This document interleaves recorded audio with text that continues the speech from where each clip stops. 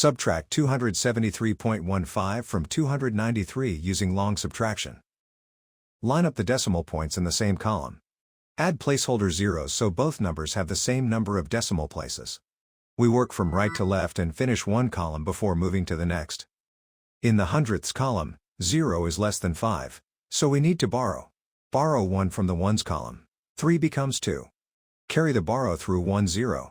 Each cross 0 becomes 9. The 0 in the hundredths column becomes 10. In the hundredths column, 10 minus 5 is 5. In the tenths column, 9 minus 1 is 8. In the ones column, 2 is less than 3, so we need to borrow. Borrow 1 from the tens column. 9 becomes 8. The 2 in the ones column becomes 12.